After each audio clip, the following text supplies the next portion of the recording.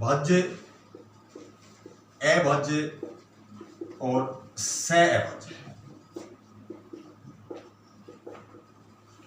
भाज्य संख्याओं को यौगिक संख्या कहते हैं,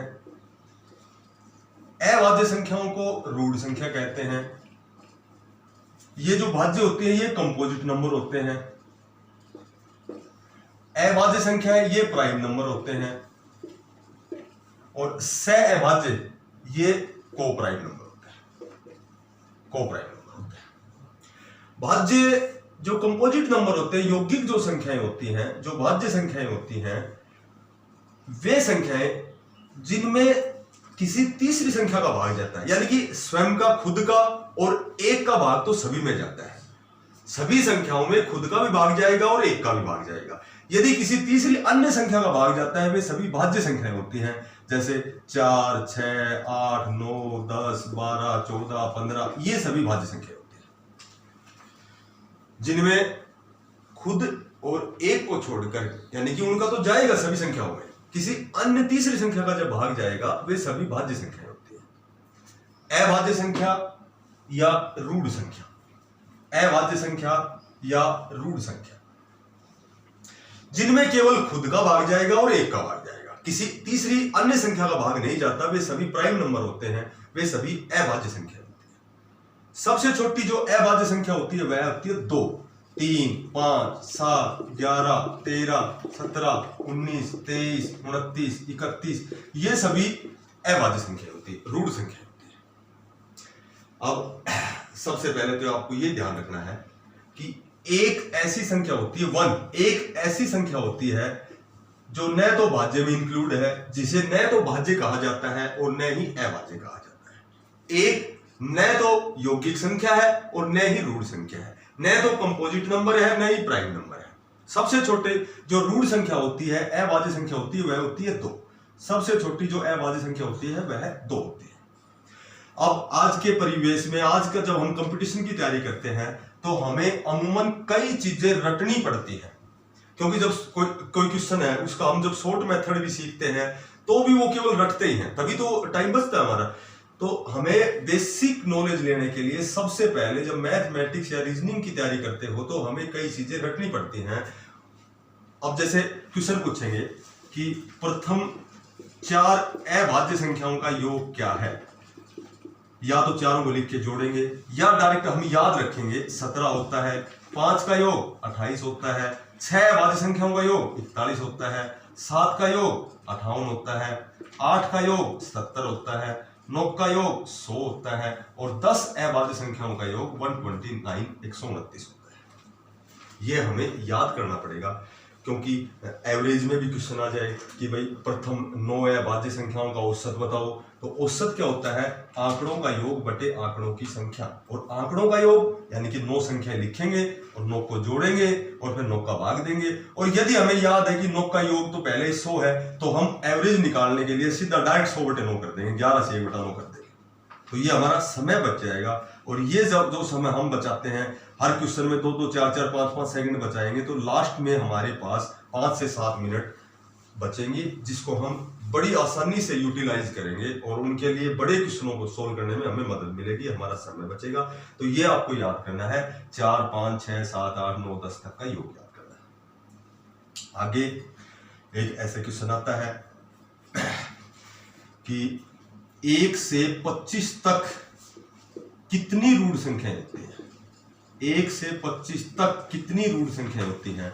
तो रूढ़ संख्याएं या तो लिखो और काउंट करो, 1, 2, 3, 4, 5, 6, 7, 8, 9 संख्याएं होती हैं। कि इसका कोई शॉर्ट तरीका नहीं होता, केवल या तो लिखकर इनको काउंट करो, गिनो, या इसको रटो, याद करो, ताकि हमारा समय बचे। 1 से 25 तक 9 होती हैं। 1 से 50 तक पूछें तो 15 कहना है। 1 से 70 में 19 होती हैं। 1 से 75 में 21 होती हैं।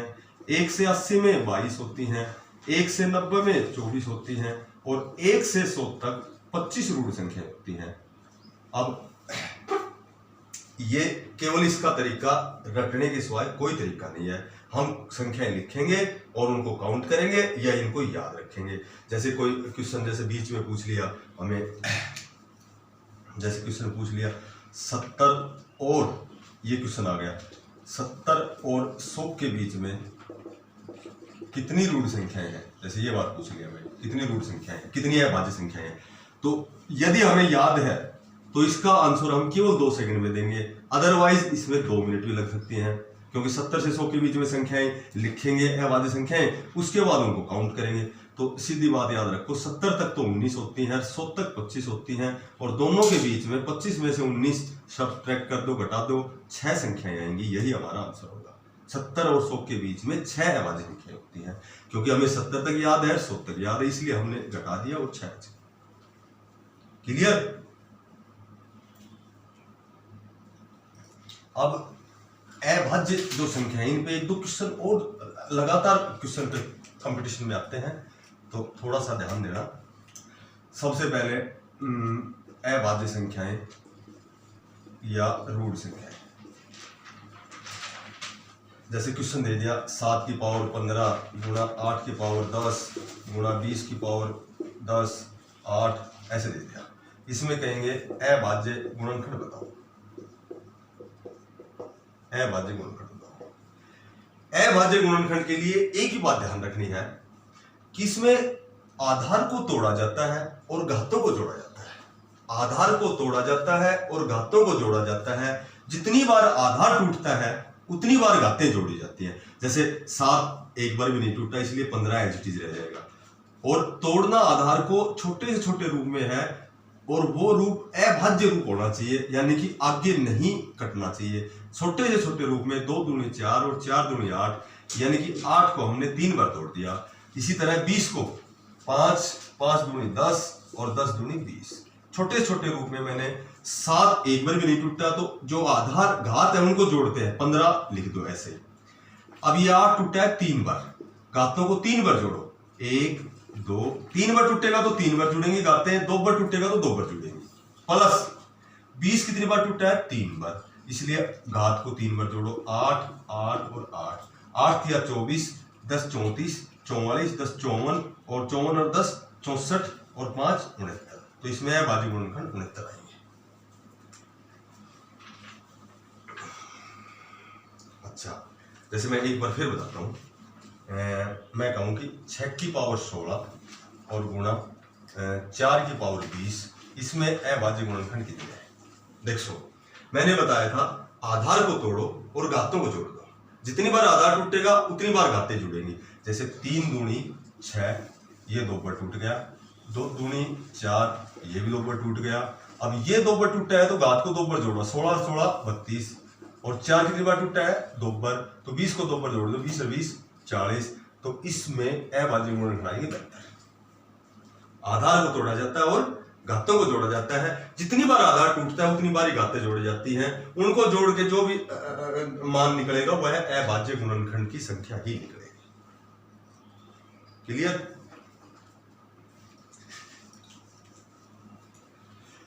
एक क्वेश्चन और आता है कि जैसे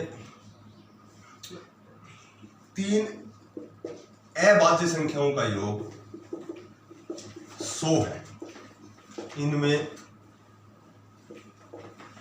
इनमें एक संख्या दूसरी से 36 अधिक है। बड़ी संख्या क्या है? देखो, 3 अभाज्य संख्याओं का योग 100 है। अब 100 3 संख्याओं का योग है। देखो, इसमें जो कंडीशन दे रखी है कि 3 संख्याएं हैं जिनका योग 100 है, एक संख्या दूसरी से 36 अधिक है। तो जो 3 संख्याओं में पहली जो संख्या माननी है वो तो सबसे छोटी है, वाली संख्या 2 मान लो। अब दूसरी और तीसरी, एक संख्या दूसरी से 36 अधिक है। मान लो एक संख्या x है तो दूसरी x + 36 हो गई। अब सुनो, 100 में से एक संख्या का मान 2 हो गया, इन दोनों का मान हो गया 100 में से 2 घटाओ, इन दोनों का मान हो गया 98, यानी कि एक और ये दूसरी और दोनों का योग 98, x 2x बराबर 98, 36 उधर जाके माइनस हो गए, 2x बराबर ये बच गया 32, x बराबर आ गया 31। 2 का यहाँ डिवाइड कर नीचे चला जाएगा भाग में, 32 16 दूनी 32, ये कितना हो गया 62, ये हो गया 62 31। तो छोटी संख्या तो हो गई 2, x की वैल्यू निकल गई 31, सेकंड संख्या हो गई 31, और जो बड़ी संख्या है, सबसे बड़ी संख्या है 36 और 31 हो गए 67 67। तो सबसे बड़ी संख्या आ गई 67। क्लियर? जब भी 3 संख्याएं, 4 संख्याएं, 5 संख्याएं, ये भाज्य है, भाज्य हो, सम विषम हो, प्राकृत हो, कोई भी संख्या हो जी, तो जब भी संख्या जब आप मानते हो तो सबसे पहले छोटी संख्या जो रियल संख्या है वही मानी जाती है। अभाज्य सबसे छोटी 2 होती है, इसलिए मैंने सबसे छोटी 2 मान ली। एक संख्या दूसरी 36 होती है, एक x हो गई, एक x प्लस 36 हो गई, दोनों का योग 98 बचेगा, क्योंकि एक संख्या तो 2 मान ली, 100 में 2 गए तो बचे 98, 98, दोनों का जोड़ बराबर है, x की वैल्यू आ जाएगी, बड़ी संख्या। एक लाइन और लिखो सिर्फ अभाज्य में कि किसी भी अभाज्य संख्या के वर्ग को यदि 24 से भाग दिया जाए तो एक शेष बचता है, हमेशा सदैव एक शेष बचता है। ये खास बात है। जैसे मैं कहूं 11 का वर्ग जमा 13 का वर्ग जमा 17 का वर्ग जमा 19 का वर्ग को यदि 24 से भाग दिया जाए, ये एसएससी सीजीएल में आया था, 24 से भाग दिया जाए तो क्या शेष बचेगा? और हमें पता है 11 अभाज्य संख्या है, इसके वर्ग को यदि भाग देंगे तो हमेशा एक शेष बचेगा। एक शेष ये बच गया, एक शेष ये बच गया, एक शेष ये बच गया और एक शेष ये बच गया। क्योंकि जमा है तो जोड़ दो, टोटल 1 2 3 4, तो यहाँ 4 शेष बचेगा। यदि यहाँ माइनस होता, यहाँ माइनस होता, तो वही बात है 1 2 और 3 जमा के 1 माइनस के 2 शेष बचता। जमा है तो जोड़ दो, घटा है तो घटा दो। क्लियर? एक लास्ट बात, जैसे कई बार ऐसे क्वेश्चन आता है कि निम्न में से अभाज्य संख्या कौन सी है। जैसे 4 ऑप्शन देंगे, रीजनिंग में भी आ जाए, मैथ में भी आ जाए, जैसे ऐसे 4 ऑप्शन दे देंगे 147 200, कोई मैंने वैसे लिख दिया समझाने के लिए। जब भी अभाज्य संख्या हमें इनमें से चूज करनी है कि कौन सी अभाज्य संख्या है, अभाज्य संख्या निकालने का केवल एक ही तरीका है कि जैसे 161 देखेंगे, इसके नजदीक वर्ग संख्या लो 161, तो 12 का हो गया 144, 13 का हो गया 169, तो ये 13 के वर्ग के बिल्कुल नजदीक है। 13 से छोटी अभाज्य संख्या लिखनी है, 2 होती है, 3 होती है, 5 होती है, 7 होती है और 11 होती है। इन पांचों का भाग देख कर देखो, यदि इनका भाग जाता है तो यह भाज्य है, अदरवाइज यह है अभाज्य संख्या। अब 2 का नियम है, इकाई के स्थान पर 0 या 2 होना चाहिए, नहीं है, यानी कि 2 से भाग नहीं जाती है। 3 का नियम है, अंकों का जोड़ 3 के पहाड़े में आना चाहिए, 6 7 8, 3 का भी नहीं जाता। 5 का नियम है, 0 या 5 होना चाहिए, 5 से नहीं जाती। 7 का नियम 7 दूनी 14, 2 बच 7 21, तो ये 7 से डिवाइड है, इसलिए ये भाज्य संख्या है। यदि इनसे छोटी अभाज्य संख्याओं का भाग देकर देखो, भाग जाता है तो भाज्य, नहीं जाता तो अभाज्य। जैसे मैं 273 का हूं, अब 16 का वर्ग 256 होता है, 17 का 209, तो 16 का वर्ग होता है 256। अब 16 से छोटी 2 3 5 7 11 13, ये हो गया अभाज्य। 2 का नहीं जाता, 7 3 10 और 2 12, अब 7 3 10 और 2 12, 12 3 के पहाड़े में आती है, इसलिए 3 से जाएगी, तो ये भाज्य है। मोटी बात ये ध्यान रखो, इसके नजदीक की वर्ग संख्या लेकर उससे छोटी अभाज्य संख्या लिखो, सारी 3 हो 4 हो 5 हो जितनी हो, उनका भाग लेकर देखो, यदि भाग जाता है तो भाज्य है, अदरवाइज अभाज्य है। समझ में आ गई? ये अभाज्य संख्या निकालने के लिए यही तरीका सबसे पर्याप्त और सबसे बेस्ट तरीका है। एक लास्ट छोटी सी बात बच गई, 1 मिनट की सिर्फ, कि सहअभाज्य संख्याएं कौन सी होती है, को प्राइम नंबर कौन से होते हैं। सहअभाज्य संख्याएं वे होती हैं, सहअभाज्य संख्याएं वे होती हैं जिनका महत्तम, जिनका एचसीएफ कहो या हिंदी में कहो महत्तम, जिनका महत्तम 1 होता है। अर्थात वे 2 संख्याएं सहअभाज्य होती हैं जो किसी एक पहाड़े से नहीं कटती, जो किसी एक पहाड़े से नहीं कटती, वे सभी सहअभाज्य संख्याएं होती हैं। सहअभाज्य वे संख्याएं होती हैं जो एक पहाड़े से नहीं कटती। जैसे मैं एक दिल्ली पुलिस में क्वेश्चन आया था कि निम्न में से सहअभाज्य संख्याएं बताओ, सहअभाज्य संख्याएं बताओ।